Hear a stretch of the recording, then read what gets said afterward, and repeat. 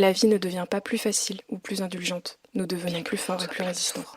C'est votre réaction à l'adversité qu'il faut vivre et non seulement un problème à résoudre qui détermine comment l'histoire doit changer pour que ça se joue. Il y a deux possibilités d'être réduit par ça. La vie est belle. La vie est belle, l'aventure continue. L'aventure continue.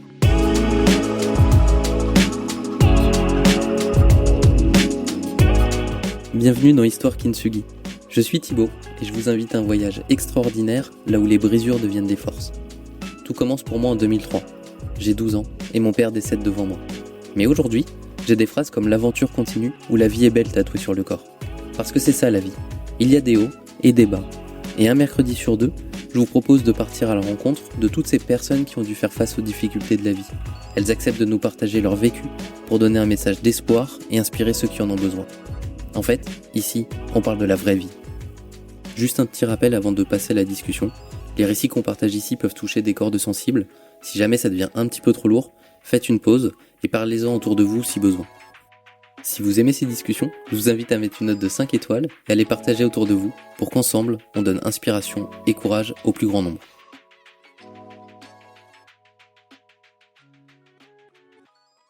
Vous avez entendu ?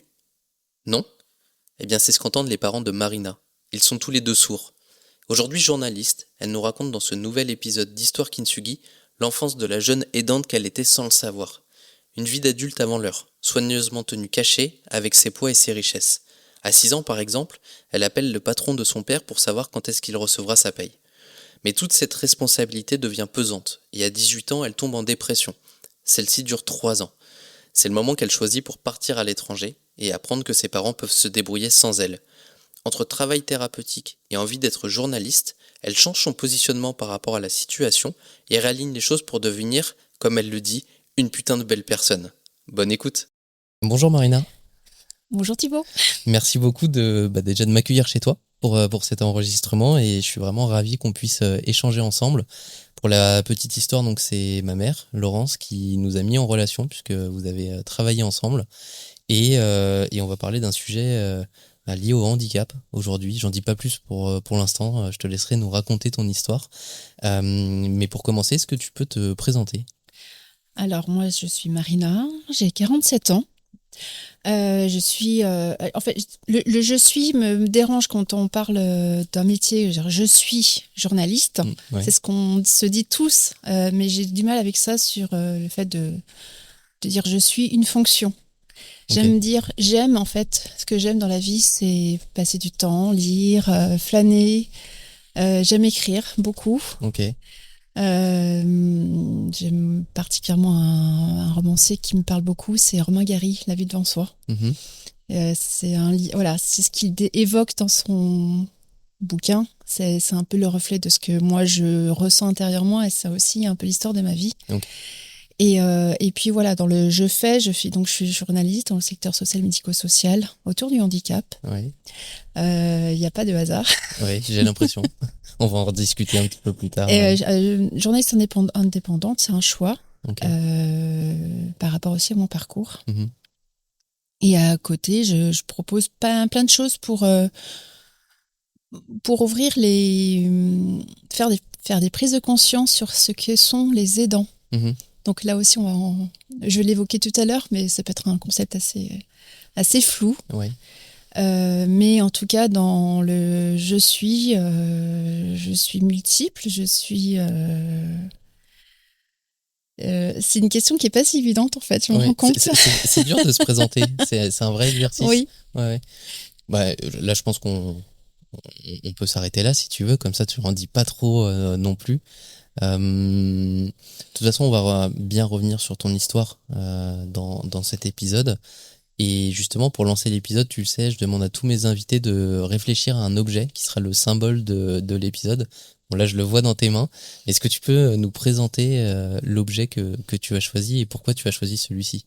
Alors, l'objet que j'ai choisi est mon doudou d'enfance, Mm-hmm. de petite fille. Il n'a jamais eu un autre nom que lapin bleu. Ouais. Il est fleuri au niveau du corps, il a des petites pattes bleues, des oreilles bleues, il n'y a plus de bouche, mais il a encore ses yeux. Et c'est marrant parce qu'en discutant avec toi, je me rends compte que Voilà, il y a le fait qu'il n'ait pas de bouche, en fait, c'est aussi, Ouais, ça reflète un c'est peu mon marrant, parcours, oui. Ouais, complètement, ouais. C'est pas voulu. Mais il reflète ma part d'enfance aussi, la petite fille que j'étais, ce que j'ai traversé, comme expérience auprès de mes parents. Rien que d'en parler, ça m'émeut, en fait. Ouais, je vois ça. C'est marrant que que tu l'aies gardé. Tu disais que tu avais 47 ans et tu as Ouais. toujours ton doudou. Il me rappelle les moments où je me sentais seule aussi souvent, dans ma bulle, dans mon monde. Et c'était mon compagnon qui me rassurait, que je gardais près de moi, à qui je parlais, en fait, avec qui je racontais des histoires. C'est le doudou copain, le doudou rassurant. Et je l'ai jamais quitté, en fait. Je l'ai toujours emmené avec moi. Ouais. Il me rappelle tout le chemin parcouru, et puis il est toujours là, toujours debout, là. Même s'il a plus de sa bouche, il est là. Ouais. Tu parles du chemin parcouru, tu as évoqué ton enfance. Je pense que c'est peut-être le moment de rentrer justement dans ton histoire riche. Je te laisse peut-être la main pour nous en parler. Alors, mon histoire commence avec la rencontre avec mes parents. Alors, tous les deux. Alors, mon père est né à Bagdad, il est irakien d'origine. Ma mère est d'origine polonaise par ma grand-mère et mon grand-père slovène. Ils se connaissaient pas et mon père arrive en France et il rencontre ma mère. Et tous les deux sont sourds. Ok. Et ils se rencontrent un jour dans un club pour sourds et puis ils se plaisent. Et puis au bout de 6 mois, ils se marient parce qu'elle est enceinte de moi, la première. Et en fait, l'histoire commence comme ça, en fait. Et je grandis dans le monde je dirais pas de silence, parce que les sourds, la particularité des maîtres des sons, quand même, ils sont pas muets. Oui. On dit souvent c'est sourd et muet. Non, c'est pas du tout adapté, ils sont sourds. Oui. Et ils émettent des sons, mais ils s'entendent pas parler. Et en fait, ma langue maternelle, c'est la langue des signes. Avant de parler, en fait, le français, que je considère comme ma deuxième langue. Et pendant mes 0 à 6 ans, je suis avec mes parents, je parle la langue des signes avec eux, j'apprends une langue, comme n'importe quelle langue, mais avec les mains. Ouais. Et donc, je me vois très bien avec mon père dans la salle de bain, quand je lui pose des questions, qu'est-ce que ça veut dire prise, donc il me montre le geste. Et c'est comme ça que j'apprends, moi, la langue des signes. Et je ne parle pas à ce moment-là. J'entends des sons, je comprends ce qu'on me dit, mais pour moi, ça n'a pas lieu d'être d'apprendre à parler, parce que je considère que la langue de mes parents, est celle qui m'est le plus normale, en fait. Oui. Et que je trouve mes parents qui sont dans la normalité, parce que c'est mon quotidien. Bien sûr. Et c'est quand on va m'envoyer, je vais à la maternelle, bien sûr, mais je parle pas trop avec mes petits camarades. Et je me rends compte qu'avec le recul, j'avais peur de trahir aussi mes parents. Dans le sens, parler, c'est trahir ce qu'ils sont. La langue des signes, c'est comme si on ne valorisait pas, en fait, ce qui est cette langue. Et qu'on n'avait qu'une seule langue, c'était celle de l'oralité, celle du français. Et on m'envoie, en fait, voir un orthophoniste. On pense que je suis sourde. Ok. Ça rejoint un peu l'histoire de ma mère, où à 7 ans, on avait cru qu'elle était juste timide, mais elle était sourde, en fait. On a décelé cet handicap. Okay. Et elle est partie, en fait, dans un institut spécialisé pour sourds à 7 ans. Et là, c'est là où elle s'est ouverte au monde. Elle est sortie de sa bulle. J'avais l'impression que j'ai reproduit un petit peu ce schéma-là. On m'envoie chez l'orthophoniste et puis on me dit, non, votre fille, elle est entendante. En fait, ils font comprendre. Et que maintenant, il faut parler. Donc, je me sens démasquée. Ah ouais. Et j'ai du mal, en fait, avec ce côté, il faut parler. Donc, on m'envoie, je vais voir l'orthophoniste 3 fois par semaine, dès l'âge de 6 ans, apprendre à écrire, c'est compliqué de prendre la parole. Et je vois qu'il y a une prise de conscience à ce moment-là que, oui, il y a 2 mondes. Ouais. Il y a 2 mondes, le monde des entendants, qui est la normalité dans la société, et le monde des sourds, le monde du handicap. Et là, je me prends conscience qu'il y a un gap Et à partir de là, cette prise de conscience, je me rends compte que je ne savais pas comment lier les deux en fait. Comment me positionner d'un côté comme de l'autre, qui j'étais en fait. Est-ce que je suis quelqu'un qui parle essentiellement la langue des signes et qui est bien dans le monde des sourds et qui capte des choses, qui est très sensible, parce que mes parents m'ont transmis énormément de choses à travers ça aussi, de cette sensibilité, de cette façon d'être au monde. Et puis sur le côté parole, où pour moi, la parole, on dit beaucoup, beaucoup, beaucoup de choses pour pas grand-chose en fait. C'est comme ça que je percevais à l'époque quand j'étais petite. Je dis mais comment on arrive à faire des phrases qui disent plein de choses mais qui sont vides de sens en fait. Moi j'ai tellement l'habitude avec mes parents d'aller droit à l'essentiel, de dire les choses de manière très très simple. En langue des signes, on va droit à l'essentiel, on regarde les gens, on élève vraiment dans l'ouverture, le partage. Et là c'est pour moi un apprentissage, apprendre le français. Et je le considère vraiment comme cet apprentissage comme du français comme une véritablement deuxième langue. Je me rappelle que ça m'a marqué quand on s'est préparé à l'épisode que tu dises que la langue des signes était ta langue maternelle. Et puis on se l'est redit juste avant de lancer l'enregistrement.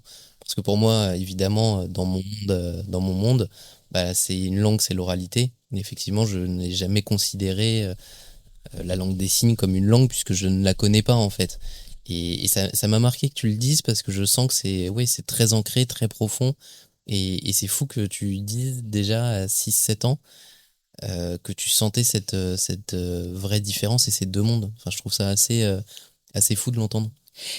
En fait, quand jeune, je pense qu'on n'a pas les mots pour vraiment décrire ce qu'on ressent à ce moment-là. On observe et on voit qu'il y a un gap. Et après, émotionnellement, c'est de gérer ça, en fait. Du coup, je me suis mis dans une position d'observer le monde qui m'entoure.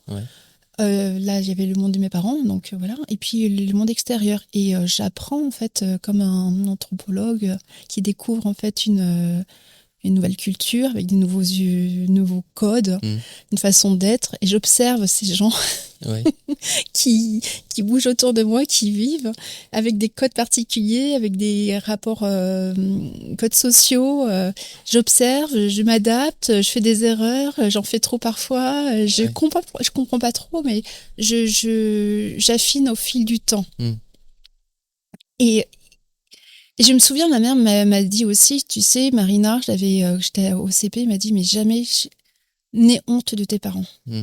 N'aie honte de ce qu'on est. Et ça, je me suis promis que jamais j'aurais honte d'eux, en fait, parce que ce que pouvait renvoyer la société, ce qui est lié à la différence, on dit, ce qui est différent, c'est pas, entre guillemets, c'est comme ça que je l'ai perçu, après, c'est juste un ressenti, mais acceptable. Et comment on fait pour naviguer dans cette vie en ayant à côté de soi des parents qu'on considère comme différents parce que c'est le regard qu'on porte sur eux qui décrète qu'ils sont différents, alors que moi j'ai toujours considéré mes parents comme normaux en fait. Moi la normalité c'était mes parents. Et alors comment je compose exactement, alors comment je compose avec ça, et donc je grandis assez rapidement. Je suis très observatrice parce que voilà, j'observe beaucoup parce que mes parents sont, grâce aussi la langue des signes, ils observent énormément de choses et aussi de comportements. Quand ils disent moi je sens pas cette personne ou je la sens bien, et ils sont vraiment dans le juste parce qu'ils observent bien. Et dans ce ressenti-là, je pense qu'ils m'ont transmis ça. Et je me suis toujours considérée comme une sourde entendante. C'est particulier. Mais c'est comme ça parce que j'ai grandi dans ce monde-là de la surdité, de la façon d'être, d'observer, d'utiliser ma main dans l'espace avec mon corps, avec les expressions du visage. Quand on est triste, il y a une façon de le montrer aussi en langue des signes. C'est très expressif en fait. Et entendant parce que j'ai mes deux oreilles que j'entends par rapport à mes parents en fait. Donc c'est quelque chose qui va me guider par la suite. Et puis... excuse-moi, je t'ai coupé. Comment tu le vis, toi, le fait d'entendre par rapport à tes parents qui n'entendent pas? Parce que tu dis que tes parents, c'est ta normalité. Pour autant, vous avez quand même cette différence. Tu entends, eux, non. Comment tu le vis, ça? Je le vis comme quelque chose que je dois réparer, en fait. Ok. Je me dis qu'à ce moment-là, en fait, arrive, en fait, à l'âge de 6 ans, il y a quelque chose qui se cristallise. Mes parents achètent un téléphone. On dit qu'ils sont sourds, on voit pas la nécessité, mais ils se disent, on sait jamais. Je commence à parler, s'il y a un problème je peux appeler les pompiers. Sauf que moi, le téléphone me terrorise. Et malgré tout, je me rends compte que quand mes parents ne peuvent pas parler, communiquer leurs besoins à travers la parole, moi, je peux le faire. Et je me dis que si je peux le faire, c'est une façon de réparer le fait qu'ils soient sourds. Donc, je peux leur prêter ma voix et mes oreilles pour faire entendre leur propre voix. Ok. Oui, parce que ce qu'on n'a peut-être pas précisé, même si ça paraît évident peut-être pour certains, c'est que quand on est sourd, c'est très compliqué de parler puisqu'on n'entend pas. Ouais. Du coup, on s'entend pas parler, au niveau des syllabes, par exemple, je me rappelle très bien ma mère quand on était à la piscine à Colombes, on voyait la ville qui était indiquée, il y a marqué Colombe. Mais moi, avant mes 6 ans, comme je ne lisais pas, j'ai entendu dire Colope. Alors c'était Colombe. Et là, j'ai compris qu'il y avait en fait une dissociation entre le mot écrit et le mot prononcé. Parce qu'elle ne s'entend pas parler, en fait. Oui. Et là, s'il y a une différence dans ce sens-là, et aussi le fait que, bien sûr, avant ma naissance, mes parents se sont débrouillés, mais comme ils pouvaient se faire, cette difficulté de la surdité, c'est de se faire comprendre. En fait, la surdité, je dirais que c'est plutôt un problème de communication. C'est-à-dire qu'une personne qui a l'usage de la parole mais qui ne s'entend pas, il va essayer d'exprimer ses propres besoins et il n'arrive pas à se faire comprendre. Ou il y a des malentendus, mais mauvaise compréhension. On peut passer, par exemple, un geste tout simple, c'est d'appeler, d'appeler un médecin, prendre un rendez-vous. Ma mère, elle était obligée de faire des allers-retours juste pour prendre un rendez-vous. Ah oui. Je me rappelle, elle monopolisait, il y avait mon frère et ma sœur, je suis l'aînée, on était encore tout petits, elle nous installait dans le landau ou la poussette, je la suivais, on allait chez le médecin, mais elle se retrouvait porte close parce qu'elle savait pas que c'était ce jour-là qui était fermé. Donc il fallait qu'elle revienne dans l'après-midi pour prendre rendez-vous. C'était tout le temps comme ça en fait. Aller essayer de comprendre aussi s'il y avait un souci administratif, elle était voir l'assistante sociale. Et on a eu de la chance de trouver une assistante sociale qui était aussi patiente, compréhensive. Et ma mère allait voir souvent pour clarifier des papiers qu'elle ne comprenait pas, passer des coups de fil. D'accord. C'était vraiment tout ce qui paraît simple pour les entendants, c'était plus compliqué pour mes parents. Ils faisaient, ils n'avaient pas le choix. Oui. Mais c'était plus compliqué dans la démarche quotidienne. Donc ça demandait de mobiliser beaucoup de ressources, de patience, pour faire des choses qui étaient plus simples pour le commun des mortels, en fait. Oui. Ok. Donc, à partir de là, le téléphone arrive à la maison et puis je commence à passer des coups de fil. Je me souviens pour mon père, qui, lui, était couturier. Ma mère, elle a travaillé, mais elle a arrêté pour nous élever. Et je sais que comme il était payé à la tâche, c'est-à-dire qu'il était payé à la pièce. Oui. Quand il cousait, c'était à la pièce, il était payé pour ça. Donc, il travaillait énormément de lundi au dimanche. Et je me souviens qu'il était payé tous les mois, mais de manière très irrégulière. Et dans la cuisine, je voyais mes parents discuter sur ce problème de salaire qu'ils n'avaient pas reçu. Ça commençait à devenir très juste. Et mon père me dit, mais je comprends pas, il faut vraiment qu'il sache que c'est compliqué si on ne nous verse pas le salaire de manière régulière, etc. Et moi, je me vois dire à mes parents, je peux téléphoner au patron pour que tu reçoives le salaire. Il me regarde, il me dit non, c'est pas de ton âge, etc. Mais il me dit non, je peux le faire. T'as quel âge à ce moment-là ? J'ai 6 ans. Ok. Et il me regarde, mais t'es sûre et tout ? Et je dis oui. Et alors, il me donne le téléphone du patron, j'appelle, il me dit oui, je suis la fille de Tarek. En fait, papa, il s'inquiète parce qu'il n'a pas reçu son salaire. Ah, il n'y a pas de problème, je lui donne le chèque demain. Et après, le lendemain, en fait, il reçoit son chèque. Et là, je prends conscience du pouvoir de la parole. Okay. De pouvoir faciliter leur quotidien à partir de ce moment-là qui est clé pour moi. Okay. Et va se mettre en place en fait quelque chose qui m'est pas demandé par mes parents, mais que j'ai envie de mettre en place.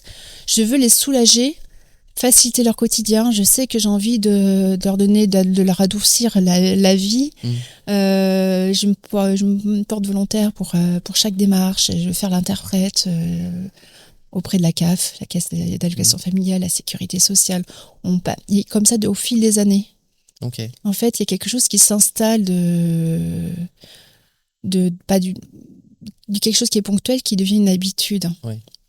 Et spontanément, mes parents vont me demander de plus en plus de choses. Et moi, je refuse jamais parce que je suis très contente, en fait, de pouvoir les aider concrètement. De faire entendre leur voix. Ouais. Et si c'est pas clair, je vais me débrouiller. Je vais essayer de parler à des adultes, la petite fille, à des adultes qui me regardent et qui me clignent des yeux. Je dis, mais ils savent pas comment se positionner, les parents, l'enfant. Donc, voilà. Donc, il y a quelque chose qui se passe à ce moment-là et j'apprends, en fait, et c'est comme ça que j'apprends aussi à me mouvoir dans le monde aussi, en étant très proactive, parce que ça me sécurise aussi de pouvoir être dans l'action et plus à subir. Okay. Et à ce moment-là, je sais que je peux maîtriser ou avoir l'illusion de maîtriser, mais mon environnement. D'accord. Et plus je fais, et plus ça me sécurise, et plus je pense que ça peut aider concrètement mes parents, ça les aide concrètement. Et c'est d'année en année qu'en fait les tâches s'accumulent tout en jonglant avec ma vie scolaire. Ouais. Et je me sens quand même à part parmi mes petits camarades. On n'a pas les mêmes préoccupations. Oui. On n'a pas les mêmes façons de voir les choses. J'ai pas cette légèreté-là quand même d'avoir cette vie de petite fille. Parfois j'envie, parfois je les regarde avec étrangeté, ces petits camarades. Ouais. Et voilà, c'est là où ce positionnement intérieur est difficile. Voilà, j'ai l'impression de vaguer d'un monde à l'autre, sans me sentir appartenir complètement à un monde à un autre, de faire le pont, mais de savoir où est ma place. Et ma place, c'est juste d'être quelqu'un qui est au service de ses parents. C'est pas péjoratif, mais au service de ses parents pour leur faciliter le quotidien. Et je reste l'enfant de mes parents, c'est eux qui m'éduquent, c'est eux qui me donnent des valeurs, c'est eux qui ils le font très bien. Après, j'ai une position particulière où parfois j'ai avoir la position d'une adulte, à dire des choses, à orienter mes parents, à les guider sur ce qu'ils doivent faire, comment faire le papier, comment l'écrire, comment... Je me rappelle aussi des lettres que administratif, je faisais un brouillon. J'avais pris en fait pour un livre qui s'appelle 1001 façons d'écrire un courrier. Okay. Donc j'ai passé mon après-midi à essayer de recopier plus ou moins la lettre par rapport à la demande initiale. Ça donnait un brouillon et puis ma mère recopiait ce que j'avais écrit avec son écriture. D'accord. Donc c'était comme ça et je passais souvent mes mercredis après-midi parce que j'avais école le reste du temps. Les accompagner, on va faire la queue, attendre pour régler un papier auprès de l'administration. Les impôts, la CAF, l'accompagner pour aussi le médecin. Donc je sais tout aussi de leur vie médicale. Ok. Et c'est assez fou. Comment on fait quand on connaît autant de choses sur ses parents, sur la situation familiale aussi? Parce que quand on est parent, j'imagine que parfois on veut pas tout dire à ses enfants aussi pour les protéger ou juste parce que c'est pas de leur âge. Et toi, de fait, en fait, t'as pris cette place où tu as ces informations et non seulement tu les as, mais tu dois les comprendre, leur redonner. Comment tu gères ça en tant qu'enfant? Quand je parlais de maîtriser mon environnement, c'était une obligation pour moi tous les jours, pour pas me sentir en insécurité, parce qu'il y avait quand même ce sentiment d'insécurité, moi, intérieur très fort, et émotionnel. J'étais très sensible. Tout me touchait, en fait. Et il fallait que je compose avec. C'est une question qui n'est pas si simple, mais je sais que ma mère, ce qui m'a aidée, c'est qu'elle m'a d'office forcée à m'inscrire à la danse, faire de la gym et faire de la danse. Elle a dit, il faut que tu le fasses, alors je ne voulais pas. Et je lui suis reconnaissante parce que c'est grâce à ça que j'ai pu m'équilibrer émotionnellement et gérer ma fragilité et mon insécurité intérieure. Le sport, par le sport, je récupérais en fait mon pouvoir. En fait, par le corps, je pouvais exprimer quelque chose que je n'arrivais pas à dire. Ok. Je pense que j'ai pu gérer parce que je me mettais en avant. Moi, ne me comptais. C'est dur ce que je veux dire, mais je ne comptais pas en fait. Ce qui comptait, c'était le bien-être de mes parents. Okay. Et je ne me suis pas posé la question de comment j'allais moi intérieurement. Je savais que ça remuait, etc. intérieurement, mais ça me soulageait quand je pouvais concrètement les aider. D'accord. Et c'est de me sentir actrice pour eux qui me permettait de calmer ce qui se passait intérieurement. Ok. Je sais pas si c'est compréhensible ce que je raconte, mais c'est comme ça que je l'ai vécu en fait. Ouais. Et quand tu nous as parlé de lapin bleu tout à l'heure, tu nous as dit que parfois tu te sentais seule. Est-ce que ça fait partie de ces moments où parfois tu te sentais seule, justement, de devoir tout gérer et comment on le fait quand on est enfant? Est-ce que c'est ça aussi, parfois, cette solitude et ces émotions que tu avais? J'ai l'impression qu'on n'y avait pas beaucoup je parlais de mes petits camarades à l'époque, ils avaient une vie qui leur était propre d'enfants. Et moi, je voyais bien que j'avais pas cette vie-là. Donc, il y avait quand même dès lors déjà, j'avais ce sentiment de solitude, d'être pas comme les autres, d'avoir des responsabilités qu'ils n'avaient pas. Ouais. Comment trouver des réponses? Il fallait que je cherche par moi-même. Et il fallait vite les trouver, les réponses, pour pas me mettre en défaillance. Donc, il fallait trouver des ressources en moi, chercher beaucoup d'informations, lire la télé, plein de choses que j'avais sous la main qui pouvaient m'aider concrètement, en fait. Okay. Donc, la solitude, elle était là parce que j'ai l'impression d'être la seule à vivre ça, en fait, à ce moment-là. Donc, la responsabilité et on me considère comme une petite fille, en même temps des responsabilités d'adulte. Je voulais qu'on me voie comme une adulte. J'avais 6, 7 ans, 8 ans. Ouais. J'ai brûlé les étapes, en fait. Et voilà, la solitude, elle était dans ces moments un peu particuliers. Ouais. Et en même temps, j'avais besoin aussi de moments de solitude pour moi.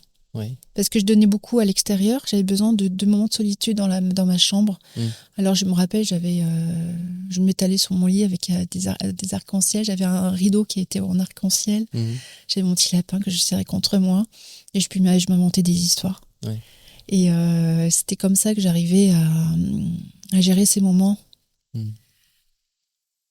Ok. Et comment tu continues à grandir, du coup, avec cette envie d'être là pour tes parents, cette charge aussi d'être là pour tes parents, comme on arrive à le comprendre. Voilà, comment tu continues ton ascension dans la vie, de grandir en tant qu'enfant, ta construction? Je mise tout sur l'école, en fait. Il faut être excellente à l'école. Il faut pas. Genre, je n'étais pas excellente, en fait, mais. Mais c'était le but. C'était le but, ouais. La difficulté, c'était de gérer l'école avec mes parents.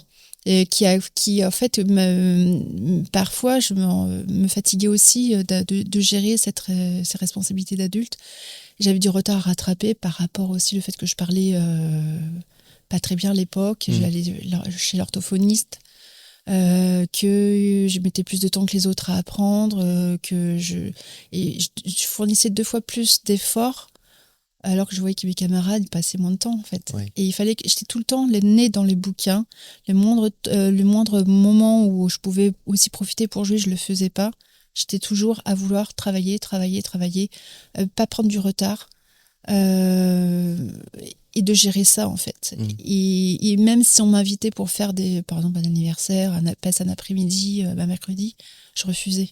J'étais là, la tête dans mes cours, à apprendre, parce que je voulais pas me laisser distancier. Il fallait que je voulais pas ne plus être dans la norme. Ouais. Je voulais être normative. C'est très bizarre de dire ça, mais c'est je voyais très bien ce que l'handicap de mes parents amenait comme différence et je voulais pas en rajouter pour leur poser plus de problèmes. Je comprends. Je voulais pas en rajouter pour être encore un problème supplémentaire à gérer. Ouais. Donc il fallait que je sois en fait dans les rails, à me faire la plus petite possible, à ne pas me faire remarquer, à bien travailler à l'école. Et j'ai eu de la chance quand même sur mon parcours d'avoir des professeurs qui m'ont vraiment accompagnée sur ce chemin et qui m'ont fait prendre conscience que j'étais avant tout une petite fille, notamment un professeur de maître plutôt, CM1, CM2, qui lorsqu'il y avait eu des problèmes faisait venir ma mère et moi spontanément j'étais là derrière pour traduire. Et il m'a dit non, toi c'est pas ton rôle, tu vas jouer dans la cour, moi je me débrouille avec ta mère. Et ça c'est entre adultes là. Et là je le remercie, j'ai dit je me suis sentie mais soulagée en fait, il y a quelque chose de dire ah oui, il y a quelqu'un qui a compris en fait, qui a perçu. Et je me rappelle ces 2 années très fortes avec ce maître qui m'a permis d'être une petite écolière presque comme les autres. C'est fou ça. Tu sais que tu viens de me faire repenser à quelqu'un que j'avais un camarade au collège. Il me semble qu'il s'appelait Jordan. J'ai un tout petit doute là-dessus. Mais quand tu as parlé de normalité, que tu voulais être dans cette norme en fait, Jordan il était malvoyant et c'était celui qui faisait le plus de bêtises dans la classe. Et je m'entendais bien avec lui à ce moment-là. Et je me rappelle d'une discussion avec lui, ça vient de me revenir à l'esprit avec ce que tu disais. Un jour, il me dit, mais je fais plus de bêtises parce que comme je vois mal, on me laisse plus passer de choses. Et moi, je veux être comme tout le monde et je veux qu'on me punisse si je dois être puni, donc je fais plus de bêtises. Et cette recherche de la norme, lui, il la vivait comme ça. Il devait faire des bêtises. Et j'en parle parce que je crois que ça m'avait marqué à l'époque. Et il y a une scène notamment. Il était venu me voir jouer un match de basket. Et c'est assez marrant de se dire qu'un malvoyant va quelque part où le seul but c'est de regarder. Il m'avait confondu avec un autre. Il me dit ah t'avais le numéro 10, je devais avoir le numéro 8 ou quelque chose comme ça. Mais c'était important pour lui effectivement d'être normal et c'était normal pour lui d'aller à un endroit où il fallait aller voir. Et puis au pire il allait peut-être un petit peu moins bien voir de par son handicap. Mais ça vient de me refaire pour repenser à lui notre échange. Je l'aimais bien Jordan pour ça et ça m'avait marqué ce côté je fais tout pour être normal donc voilà s'il faut que je fasse plus de bêtises que les autres pour être puni normalement lui faisait plus de bêtises voilà bon je voulais te partager ça parce que ça vient de m'y refaire mais c'est important de dire qu'en fait on est tous en quête de quelque chose qui est lié à qu'on considère comme la normalité, que voilà comment on se positionne parce qu'on perçoit que comment la société perçoit la différence, c'est que tout ce qui est lié qu'on peut percevoir comme défaillant, mais on ne veut pas en rajouter un peu plus. On veut suivre ce que les autres vivent, en fait. Oui. Il y a quelque chose comme ça de l'appartenance de l'être humain à un groupe. Il y a de ça tout en sachant, tout en ayant conscience, en réalité, que la différence, elle est bien là, en fait. Bien sûr. Et mes parents, ils vont aller pousser le bouchon plus loin que ça, c'est-à-dire ils n'entendent pas. Et moi, en CM2, on prépare à l'école, en fait, une comédie musicale. Avec ce fameux maître qui s'appelle Thierry. Et je suis choisie comme... ça, c'est pas une revanche, mais j'ai osé, en fait, me proposer lors d'une audition à devenir l'héroïne principale, à chanter. Et on me choisit. Et on construit la comédie musicale ensemble avec les autres classes. Et je suis l'héroïne je suis un écrivain, je raconte le monde. Et on va créer ce spectacle. Et mes parents, le jour du spectacle, viennent me voir. Et on parle et dans ce spectacle, et on chante. Oui. Ils n'entendent pas ce que je dis, ils n'entendent pas ce que je chante. Oui.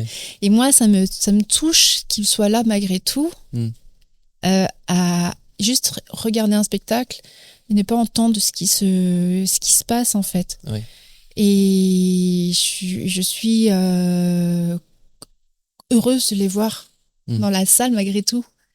Et ce désir de dire oui on est sourd mais ça n'empêche pas en fait d'être comme les autres malgré tout, on va faire comme si c'est passer sa vie à faire comme si et là, dans cette normalité j'ai voulu peut-être te parler de ton ami Jordan qui faisait des bêtises pour être considéré comme les autres, et moi j'ai choisi d'être sage. comme une image. Ouais. Ouais. Pour être lisse, pour pas... je pensais que c'était comme ça qu'il fallait être. Et ce que j'avais pas compris à l'époque, c'est que c'est justement ma différence qui fait ma force. Qui fait que je suis maintenant, en fait. Oui, parce que j'ai les notes sous les yeux de ce qu'on s'est dit sur la préparation et je me suis noté une phrase, je crois que tu me l'as dit quasiment telle quelle, que le handicap de tes parents t'a permis de t'ouvrir à plein de choses, finalement, et ça fait un peu le pont avec ce que tu étais en train de dire, c'est que t'en as fait une force, en fait, au final, de vivre ça. J'en ai fait une force. Alors, il y a toutes ces étapes que je traverse jusqu'à mon bac où je donne beaucoup, je me surinvestis beaucoup. Et arrive le bac, je le passe, enfin. Et j'ai quand même un contre-coup au niveau du corps qui me rappelle à l'ordre en disant, voilà, ça fait des années, là, tu t'es pas posé, tu t'arrêtes jamais.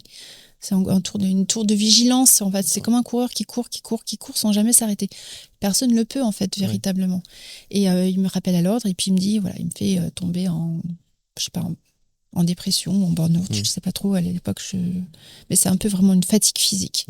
Et 3 ans à surmonter cette situation. Et là, je vais voir les ressources que j'ai en moi, de me surmonter moi-même toute seule, de m'en sortir, et puis de comprendre aussi que je peux pas tout porter. Et qu'à partir de là, je commence à un peu à voir autrement les choses et d'intervenir, voir où est-ce que mes parents peuvent être autonomes dans leur démarche, où est-ce que je peux intervenir. Et c'est un vrai travail de déconditionnement qui s'opère à ce moment-là. Et prise de conscience aussi, le besoin aussi de parler à quelqu'un, d'aller voir un spécialiste, un psychologue, de déposer des mots, de comprendre ce qui m'arrive et avoir cette prise de recul nécessaire et émotionnelle aussi. Et voilà, j'avais pas conscience, mais j'ai porté un gros paquet émotionnel en moi qui avait besoin d'être, entre guillemets, vidangé pour retrouver cet équilibre-là. Et ce qui fait que je prends ce recul-là, et je vois en fait le chemin par quoi je suis passée, et que je continue en fait à aider mes parents, peut-être aussi légèrement autrement, mais que je commence à avoir ma place aussi d'être humain, avec mes propres aspirations, avec mes propres envies.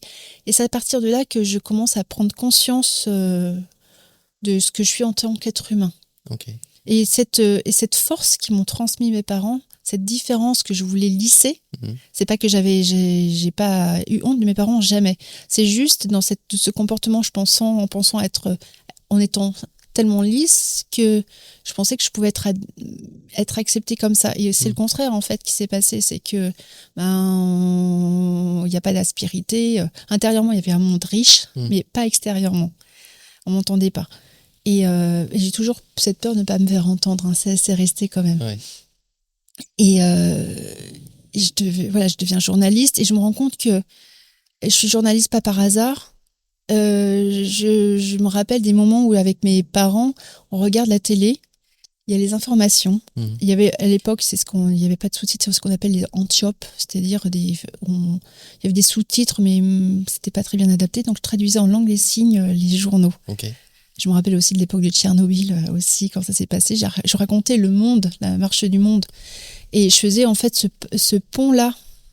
Et le fait d'être journaliste, c'est aussi être ce pont-là entre un monde et un autre, et faire connaître ces deux mondes et créer ce pont-là. Je considère être journaliste ainsi, en fait. C'est mon métier, je le conçois comme ça. Et je me dirige vers le fait que des thématiques qui me tiennent à cœur, c'est le handicap. Plus on en parle, plus on comprendra, moins on aura de préjugés, et plus on aura des personnes qui seront aptes à vivre la meilleure vie possible en étant acceptés pour ce qu'ils sont malgré leur handicap. Ça me dit tout le temps, en fait, il y a ce cheminement-là qui se trace sur mon chemin. Et je suis toujours là à être à l'écoute, de comprendre en fait ce que les autres m'ont à raconter sans préjugés, à retranscrire le plus fidèlement possible ce qu'ils sont, ce qu'ils me transmettent comme information, à aller chercher en profondeur, d'être aussi de comprendre les difficultés de l'autre sans avoir ce côté à plaquer Oh oui, mais à ta place, j'aurais fait ça, je comprends pas. Ça, c'est des phrases que je ne supporte pas. C'est ta réalité, où est-ce que tu en es là maintenant, en fait? Raconte-moi. Et ça, c'est important, en fait. C'est ça que m'ont transmis mes parents, cette façon d'être au monde, d'être dans cette spontanéité, d'être et de pas juger l'autre aussi. Oui. Il y a cette force-là qui m'ont transmis. Oui. J'aimerais juste revenir sur ces 3 années de dépression. On revient évidemment là-dessus après. Mais on y est passé assez vite. Et tu m'avais évoqué un voyage à l'étranger qui a été un challenge pour toi dans cette situation. Est-ce que tu peux nous en reparler? Ces moments de dépression, en fait, c'était incapacité un matin de me lever, en fait. J'ai du mal à me lever, ça demande énormément d'énergie de sortir de mon lit. Et en même temps, je devais assumer le fait que je sois dans une école de journalisme, de payer mes études en étant caissière à Montesson, à Carrefour, parce que mes parents n'avaient clairement pas eu les moyens, donc de me débrouiller avec tout ça, et en plus avec ça. Et ces 3 ans qui me paraissent une éternité. Et en même temps, il faut que je continue ma vie. Je vais chercher des ressources pour pouvoir continuer. Et petit à petit, je commence à remonter la pente. J'ai mon diplôme et à un moment donné, j'avais envie de partir à l'étranger. Mais j'ai super peur de partir parce que je vais laisser mes parents. Et sans moi ou sans nous, entre mon frère et ma sœur, comment ils peuvent se débrouiller en fait? J'ai jamais expérimenté ça. On est très fusionnel aussi pour ça. Et je prends le pari de partir à l'étranger. Il y avait un programme dédié aux jeunes diplômés pour partir à l'étranger, faire un stage de 3 mois dans une radio. Moi, j'ai choisi le fait de travailler dans une radio locale en Angleterre. Et je pars. Et je me demande ce qui va se passer, en fait. Ouais. Et à partir de là, je me rends compte que tout se passe bien. Le fait de partir libère de la place pour mon frère et ma sœur, qui commence à s'occuper de mes parents, en fait. Ouais. Il le faisait moins que toi, du coup? Il faisait moins parce que je suis l'aînée, en fait. Ouais. Moi, j'ai 3 ans de différence avec mon frère et 6 ans avec ma sœur. D'accord. Donc, je suis celle qui a ouvert la voie, celle qui a commencé à parler, ils ont eu moins de difficultés que moi. Ça ne veut pas dire qu'ils n'en ont pas eu, mais un petit peu moins. Ouais. Donc, j'ouvre cette voie, j'initie tout le temps. Et ça fait partie de cette prise de conscience de savoir où est-ce que je peux aider, est-ce que je peux m'éloigner sans que ça fasse... J'avais peur, en fait, de les lâcher. Ouais. Et je dirais de le regretter parce que j'ai pas été là pour les aider concrètement. Et c'était 3 mois pour moi salutaires parce que c'est là où tout a changé aussi. C'est là où j'ai repris, en fait, conscience de ma place en tant que personne, que je n'étais pas juste là à faire, à juste être une machine, entre guillemets, à traduire, à faire des démarches, etc., qu'il y avait quelque chose en moi qui avait besoin de s'exprimer de ma singularité aussi en tant qu'être humain. Je suis en train de penser, je ne sais pas si on le fera, mais tu viens de prononcer le mot singularité. J'aimerais bien te faire rencontrer un de mes associés, Jess, puisque chez Ematea, donc dans la société qu'on a créée à 3, donc avec Jess et Vincent, une de nos valeurs, c'est la singularité. Parce qu'on croit qu'on est tous différents et que c'est très bien comme ça, et que oui, ça pose forcément des challenges, comme tu disais, quand on ne connaît pas ou qu'il y a une différence, ça peut être compliqué. Pour autant, c'est vraiment des mots qui nous parlent, tu vois, la singularité. Et lui, il a un podcast sur des parcours professionnels singuliers, des gens qui ont tracé leur voie pour se trouver à la bonne place et mettre en avant leur singularité. Ça m'a fait penser à ça, le fait que tu en parles. Mais là, tu mets un point dessus important parce que sur la singularité, ça veut dire qu'on est tous singuliers en fait en tant qu'être humain, et c'est comment trouver sa voie par rapport à ce qu'on est réellement en fait. Qu'est-ce qui nous correspond? Où est-ce qu'on est excellent? Où est-ce qu'on s'éclate? Où est-ce qu'on est le plus juste? Et moi, je sais que spontanément, c'est dans le journalisme que j'ai trouvé ma place parce que j'ai cette expérience avec mes parents qui fait que le journaliste, traduire, faire des ponts, faire le lien. Et c'est comme ça que j'ai trouvé ma place, en fait. Ça, c'est important. Et le fait d'être aussi... comprendre aussi ce que m'ont transmis mes parents, c'est que j'ai été aussi très profond dans la fragilité. Oui. Et cette fragilité, on le partage tout tous en tant qu'être humain, qu'on ne veut pas voir parce que ça fait peur. On le fuit. Et moi, je vois ces failles-là, je vois en fait ces choses qui est d'ordre de l'indicible, qu'on porte en nous, qu'on n'arrive pas forcément à définir, mais qui est pour moi le lien qu'on a tous en tant qu'être humain, cette fragilité-là, cette vulnérabilité-là. On a tous des carapaces, on se protège pour pas toucher en fait ce trésor essentiel en nous qui est lié à les émotions, lié à une sensibilité, lié... Et là, je me rends compte qu'en interrogeant les gens en tant que journaliste et les gens en les interviewant sur leur vie, que je me rends compte aussi que ça me guérit aussi de les entendre parler de tout ce qu'ils vivent, des difficultés, ce qu'ils en ont fait aussi sur leur chemin de vie en fait. Et que c'est dans ces difficultés-là qu'on voit l'essentiel, la force qui nous permet de nous relever en cas de difficulté. On pense qu'on a touché le fond, qu'on n'arrive pas à se relever. Après, je dis pas que c'est le cas tout le temps, parce qu'il y a des moments, c'est difficile, où parfois on s'en relève pas. Mais malgré tout, il y a quand même quelque chose de lié à l'élan de vie. C'est là que je trouve, c'est cet élan de vie brut qui survient alors qu'on pense que tout est perdu. Et à quel moment dans ta vie tu t'orientes vers le journalisme? Qu'est-ce qui te donne envie d'aller vers cette direction-là? C'est ma tante qui me fait prendre conscience que... Elle me parle un jour de journalisme. J'avais peut-être 8-9 ans.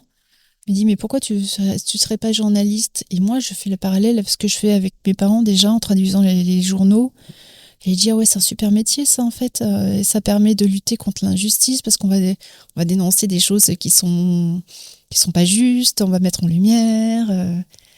Mais ça remonte à loin. Et c'est, je dirais, grâce à elle que ma vocation est née, en fait. Okay. Et là, j'ai un but, j'ai un objectif. Ça se clarifie. Je sais que ce que je suis en train d'apprendre, le temps que je passe aussi à apprendre à l'école, à bien travailler, en essayant de bien travailler, je n'en démords pas, je veux être journaliste. Ce qui me fait tenir aussi, ce qui me porte. Ce qui fait que j'apprends aussi à... le fait aussi d'accompagner mes parents, je pense que ça m'a aussi forgé mon caractère, à rien lâcher, à être déterminée. À pas prendre un an pour une réponse définitive, à passer par la porte, par la fenêtre, par la cheminée, et qu'on me dise que je suis pas capable, alors que on me l'a déjà dit, plusieurs profs, je te vois pas journaliste, arrête de rêver, t'es pas faite pour ça. Et non, en fait, j'ai déjà fait énormément de choses pour mes parents, des choses qu'on disait impossibles et que j'ai réussi à concrétiser. Pourquoi je le ferais pas de mon côté en étant journaliste? Alors, j'ai décidé de pas les écouter et de tracer quand même mon chemin. Okay. Et le journalisme est pour moi, je l'ai fait à ma façon, en fait. C'est pas le journalisme qu'on rencontre, qu'on a l'habitude d'entendre, de voir, de lire. C'est plutôt le journalisme humain. À la rencontre de l'autre, avec mettre en avant les bonnes initiatives. Dans le secteur social et médico-social, il y a énormément d'initiatives qui existent. Et je vais mettre en lumière ces initiatives. Comment on a fait? Comment un groupe d'humains a décidé de se mettre ensemble pour créer quelque chose, un service à la destination des personnes en situation de handicap? Et comment ce service, avec peu de ressources et beaucoup de volonté, a permis de faciliter la vie des êtres humains? De ces personnes. Et je vois, en tant que journaliste, en fait, des bulles d'initiatives qui existent sur toute la France. Et je dis, mais c'est extraordinaire, ce mouvement qui existe, mais chacun s'ignore, en fait, c'est dommage. Et je me disais qu'à travers les journaux pour lesquels je travaille, en tant que pigiste, j'ai la possibilité de faire des reportages, de donner la parole, de mettre à jour, de mettre en lumière, et de dire que ça existe pour inspirer d'autres, pour dire, c'est possible, je vais les contacter pour voir comment ils ont fait eux. Okay. Et c'est comme ça que j'appréhende mon métier, en fait. C'est ces singularités qui sont pleines de ressources, malgré les difficultés, on va se mettre ensemble et on va créer quelque chose qui sera au service d'autres personnes qui sont déjà aussi en difficulté, qui permettrait de faciliter et d'adoucir leur quotidien. Et là, je reviens à ce que j'ai vécu petite, en fait. C'est là où est ma force. Oui. C'est là où j'ai pu comprendre, voilà, ce que j'ai pu traverser avec mes parents, ce que j'en ai fait maintenant en tant que personne adulte. Tu l'as dit, je crois, dans ta présentation, tu disais que tu es indépendante et c'était un choix de ta part par rapport à ce que tu as vécu. Et est-ce que tu peux revenir sur ce point? Parce que moi, je te sens, plus je te vois parler, on sent que t'as une mission forte qui t'anime. Comment t'as intégré l'indépendance là-dedans et pourquoi ce choix-là? Alors, j'ai eu la possibilité d'intégrer des grandes rédactions que j'ai refusé, décliné, parce que je voulais garder ma liberté, parce que je savais que en cas de besoin, j'étais libre de mes mouvements pour accompagner mes parents pour des rendez-vous médicaux. On en revient toujours à la même chose, les démarches administratives.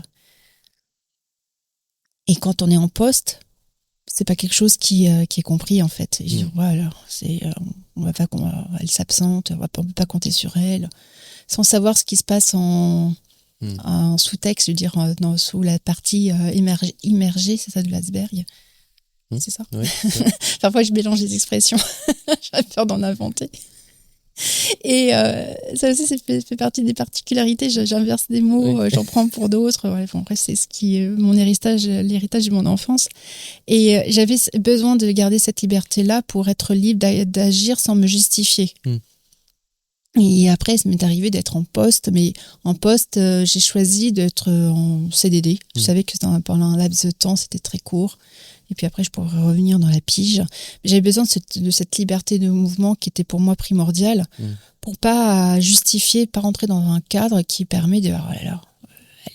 si je posais un jour de congé pour accompagner, fallait que je jongle. C'était compliqué à justifier parce que je sentais pas les entreprises prêtes à entendre ce qui se passe maintenant pour les aidants, qui sont aptes maintenant à mieux comprendre ce qui se joue. Mais pour les personnes qui accompagnent un proche en situation de handicap ou maladie ou liée au grand âge. Mais à l'époque, je ne sentais pas cette maturité-là. Donc, j'ai trouvé ma voie, j'ai composé, j'ai bricolé. Et c'est comme ça que je me suis lancée avec...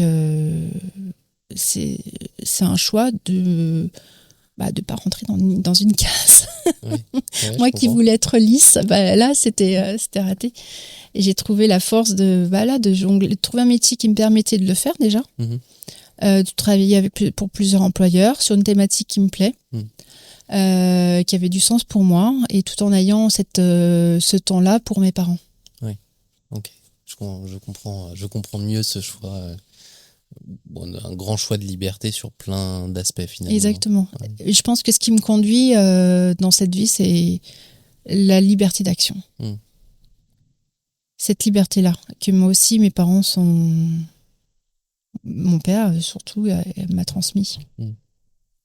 Et tu l'as pareil évoqué au tout début, tu as parlé des aidants, concept qu'on pourrait peut-être redéfinir. Je crois que tu as écrit un livre dessus. Oui. Si tu peux nous en parler justement, puisque c'est ce que tu as été en fait. Mais j'en avais pas conscience. Ouais. J'avais pas conscience. C'est toujours par mon métier en fait. On m'appelle pour faire un tour de France avec une autre équipe de journalistes et de photographes, un tour de France des aidants familiaux. Et je suis embarquée dans l'aventure et j'interroge en fait différentes personnes selon les régions, les thématiques, l'angle. Et les personnes que j'interviewe me parlent de leur situation d'aide auprès de leurs proches. Je disais, voilà, un aidant, c'est une personne qui accompagne de manière, je dirais, bénévole, mais en fait un proche qui soit en situation de handicap, de maladie ou lié la personne qui tombe en dépendance et liée au grand âge.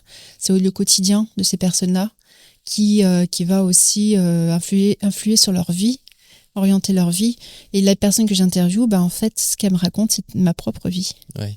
En miroir, c'est assez... je me suis rendu compte que j'étais, en fait, à ce moment-là, plus seule. Et à ce moment-là, s'il y a 11 ans, donc si je pas, en termes de calcul, ça fait 36. J'avais 36 ans. 36 ans ouais. Et c'est qu'à 36 ans, je me rends compte que dans le ressenti, dans la façon de vivre la situation, même si on n'avait pas le même vécu, parce que voilà, À chaque fois, c'était une situation différente, mais dans le vécu de l'aidant, on ressentait la même chose en fait.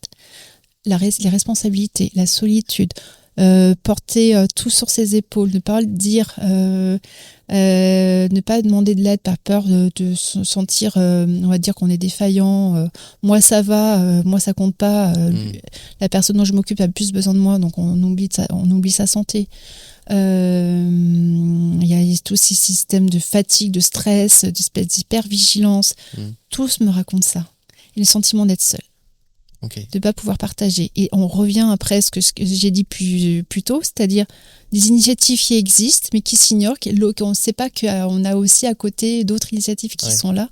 Et là, c'est des aidants qui ne savent pas qu'ils sont en compagnie d'autres aidants sur un même territoire, même auprès de sa famille, auprès de collègues aussi, qui vivent la situation, qui n'osent pas en parler.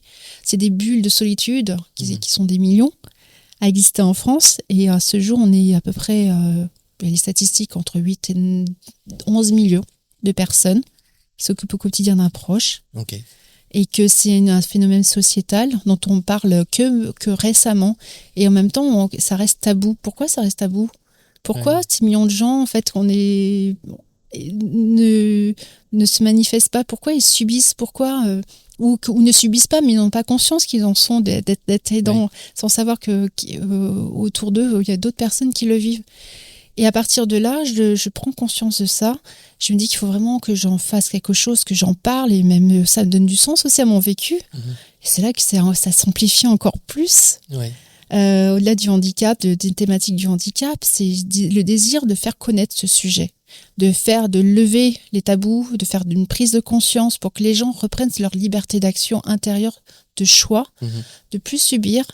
D'en prendre conscience et aussi de se regrouper avec d'autres personnes qui vivent la même chose pour s'entraider, se donner des ressources, se partager des moments sans doute peut-être difficiles, mais en même temps partager les bonnes astuces. Des moments où vous comprenez. Et exactement, dans un monde, je redis normé, qui veut effacer toutes les différences et les difficultés.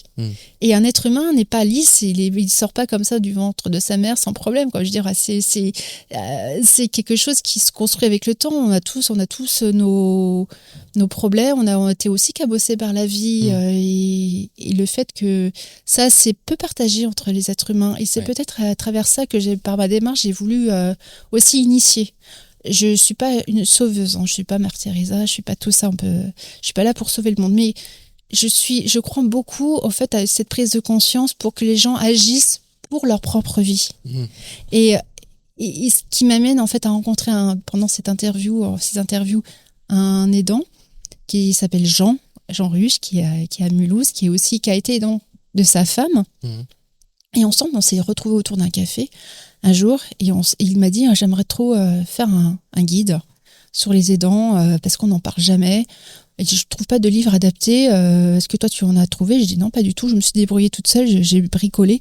Et par nos deux savoirs d'aidants, on a décidé de créer un livre qui servirait plus ou moins de balise sur ce qui existe.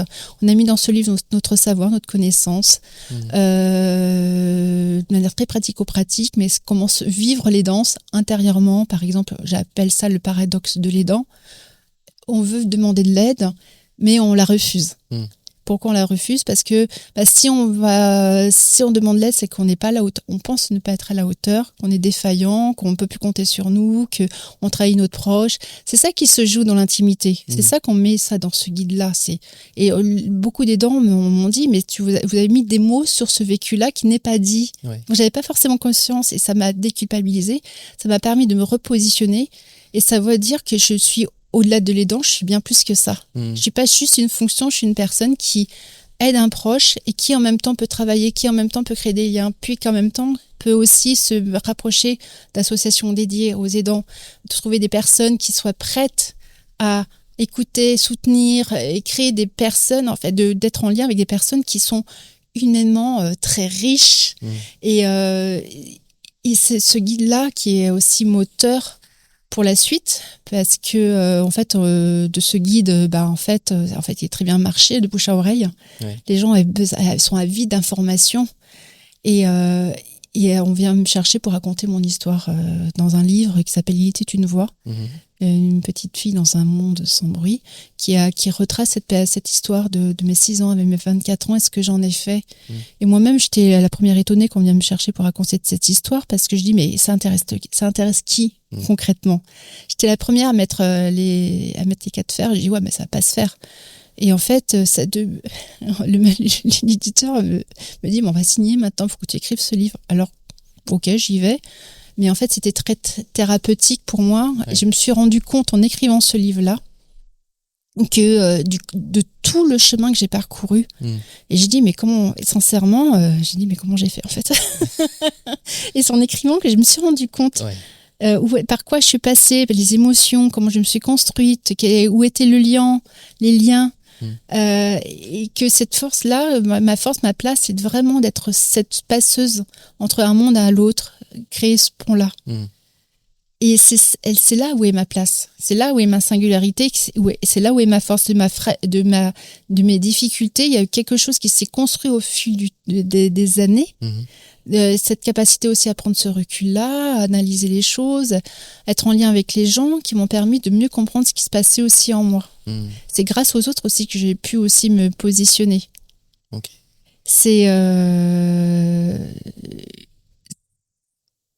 Et maintenant, je suis toujours journaliste, pigiste.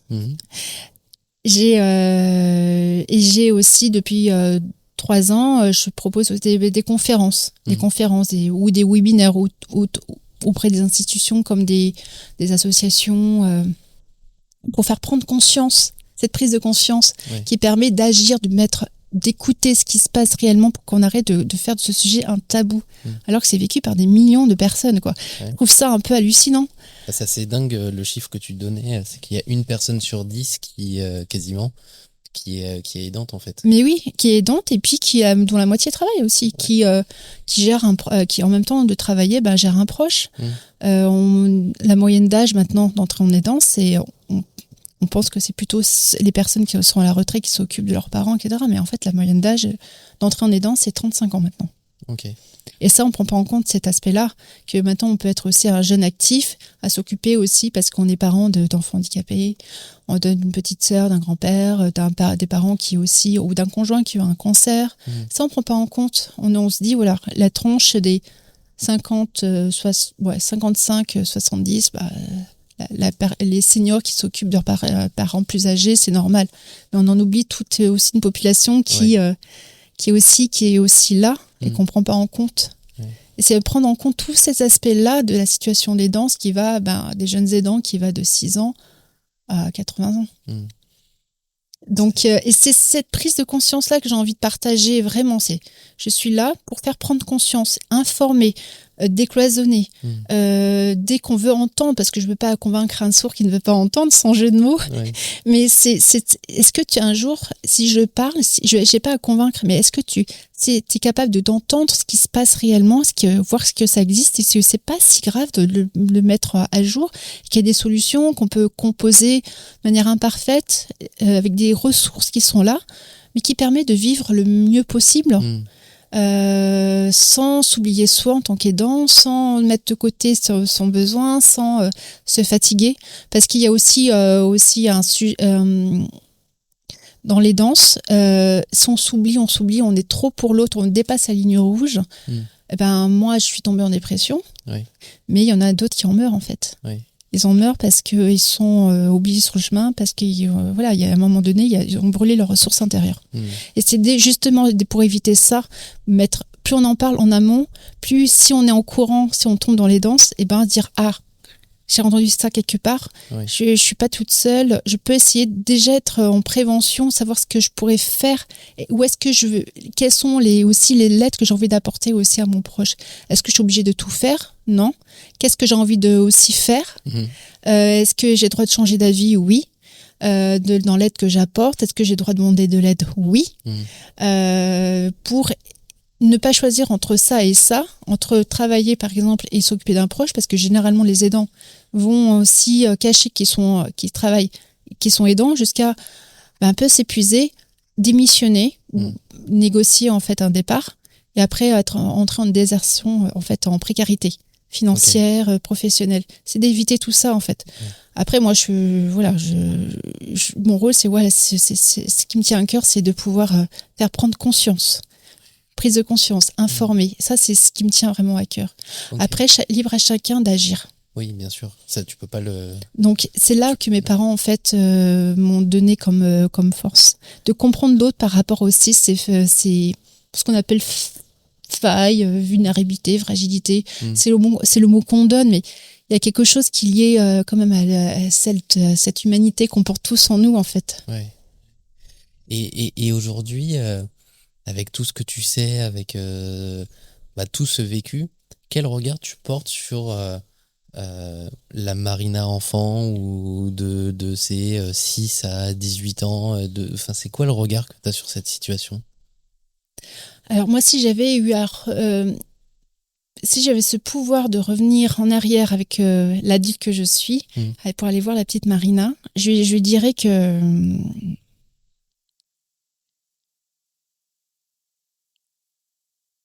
qu'elle va devenir une belle personne, en fait.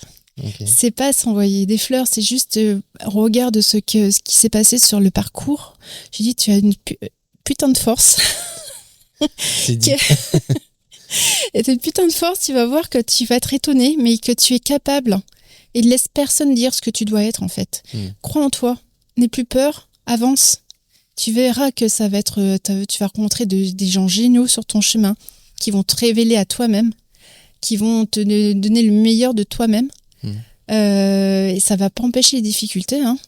Mais une façon aussi de prendre du recul, de voir la vie autrement, parce que tes parents ont vu la vie autrement, et que ce que tu pensais être ta différence et qui pourrait te porter préjudice, ce sera ta formidable force. C'est ça qui te va permettre d'être en lien avec les autres, parce que justement tu es en contact avec cette vulnérabilité-là, que tu oses aussi la partager, ça permettra aussi à d'autres d'en pouvoir contacter la leur et oser en parler. Et de créer en fait ce lien entre personnes qui est essentiel en fait. Et c'est là où je dis c'est la force des gens qui ont traversé ces épreuves et qu'on en a pris conscience. Et je vois très bien en fait qu'on a de sacrés liens, en fait énormément de choses communes qui se manifestent.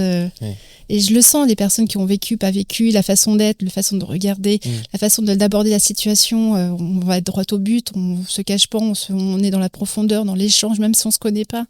Je sens les personnes qui sont pas capables, parce que c'est trop, je vais pas chercher plus que ça. On reste en surface, mais il y a quelque chose d'indicible qui se passe aussi, de lien avec les gens. Donc la petite Marina, forte de tout ça, je pense ça lui permettrait de gagner plus de temps. Et d'être encore plus de pas s'oublier en chemin. Je dirais aussi ne t'oublie pas en chemin, surtout, c'est important. Accomplis ce que tu as envie d'accomplir aussi pour toi. Ouais. Ok. Écoute Marina, je crois que ça sera le mot de la fin. Merci beaucoup encore une fois pour cet échange hyper riche. On sent une énorme évolution dans ton parcours et comme tu l'as dit, une putain de belle personne. Voilà. Vraiment merci d'avoir accepté d'échanger dans Histoire Kintsugi et c'était un super échange. Merci à toi Thibaut, et je dirais aussi que on peut beaucoup mais on peut pas tout, et ça c'est important. Merci Marina. Merci.